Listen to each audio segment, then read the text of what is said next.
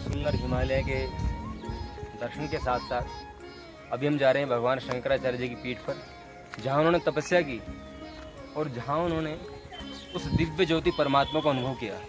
अभी आप दर्शन करेंगे भगवान शंकराचार्य जी की पीठ पर।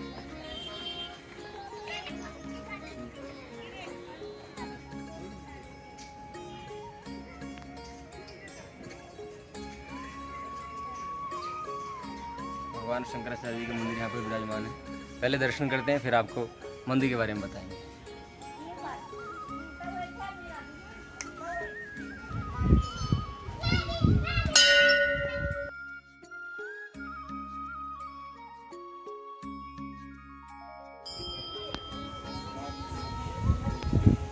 शंकरम शंकराचार्यम केशवम बादरायणम सूत्र भाष्य कृतो वंदे भगवंतो पुनः पुनः। भगवान श्रीमदादि जगत गुरु शंकराचार्य जी, जो भगवान शंकर के ही अवतार हैं, उन्होंने इसी स्थान पर ज्योतिर्मठ में, जोशी मठ में उन्होंने तपस्या की और इसी स्थान पर जिसका आप दर्शन कर रहे हैं, इसी शतुष्पी वृक्ष के नीचे उन्होंने उस परमात्मा, उस दिव्य ज्योति का अनुभव किया जिसका उनको प्रकाश संपूर्ण संसार में हुआ। आप जानते हैं कि केवल बहुत ही अल्प आयु 32 वर्ष की अवस्था में उनका शरीर शांत हुआ और उस इतनी अल्प अवस्था में, इतनी छोटी अवधि में उन्होंने हमें भारतीय संस्कृति को, सनातन धर्म को 272 ग्रंथ, आप अनुमान लगा सकते हैं, 272 ग्रंथ उन्होंने हमें दिए।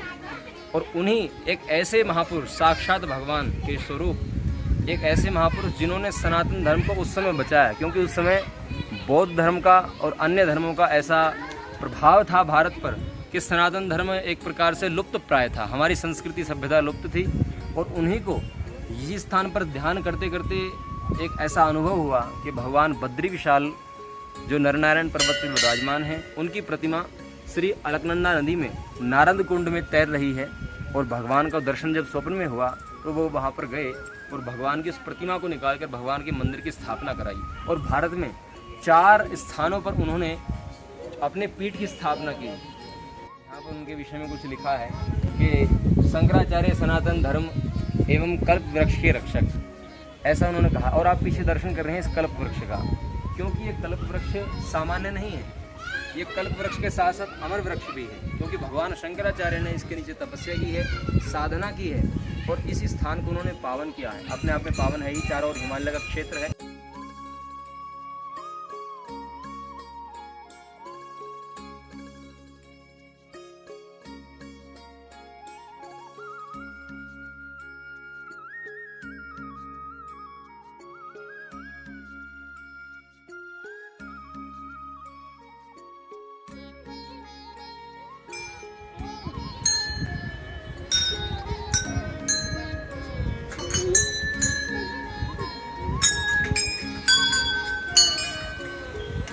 अभी आप देखिए सामने जो हमारी वृक्ष है, ये वही कल्प वृक्ष है और यही वही साधना स्थली है, तपस्थली है, जहाँ पर भगवान ने तपस्या की है।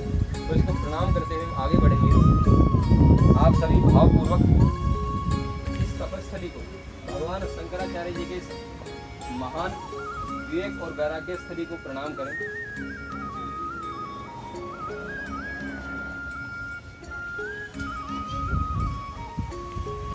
अभी आपने दर्शन किया भगवान शंकर का और आप देख सकते हैं ज्योतिषपुर महादेव मंदिर है, आद्य जगत गुरु भगवान शंकराचार्य की तपस्थली है। और लिखा है कि अमर कल्प वृक्ष 2500 वर्ष से भी अधिक विद्यमान है। ये तो बहुत ही कम लिखा है, उससे भी पूर्व से वृक्ष विद्यमान है और ये अपने आप में ही अमर है, अजर है। पूरे वर्ष में इसके जो पत्ते हैं ये कभी सूखते नहीं हैं, इसकी ये महिमा। ब्रह्मा मुरारी त्रिप्रांतकारी भानु शशि भूमि सुतो दर्श गुरुश्च सुग्रस निराव के सर्वे ग्रह शांति करा भवन्तु। यहाँ पर 9 ग्रह हैं जिनकी शांति के लिए सभी प्रार्थना करते हैं, उनका यहाँ पर स्थान दिया गया है। और पूरा जो आश्रम है आप देखेंगे कि यहाँ पर विशेष रूप से दर्शन हुआ 64 योगिनियों का आप दर्शन करें। जो 64 योगिनियाँ हैं, भगवती माँ पराम्बा जब काली के रूप में उन्होंने दैत्यों को मारने के लिए अवतार लिया तो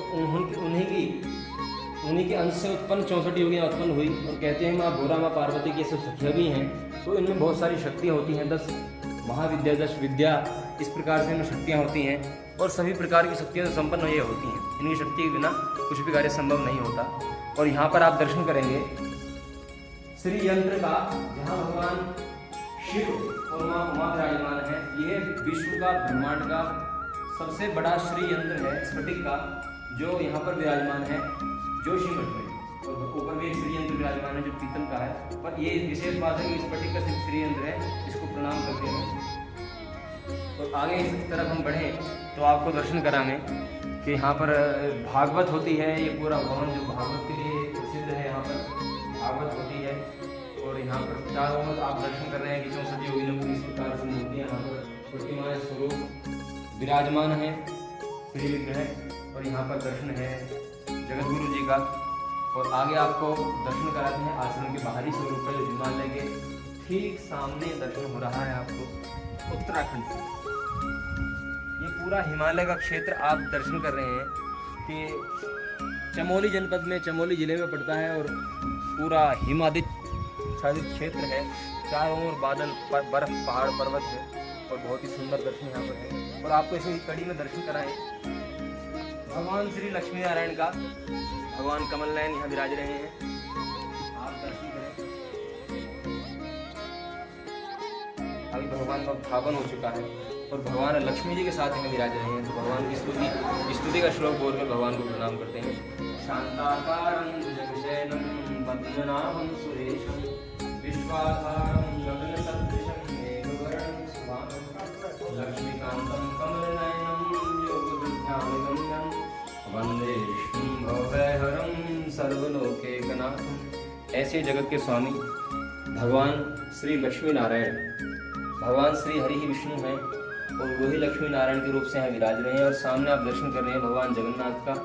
जगत के स्वामी जगन्नाथ, जगन्नाथ स्वामी नयन पथगामी, नयन पथगामी भव तुम। नमो नारायण। आपने दर्शन किया भगवान की तपस्थली का।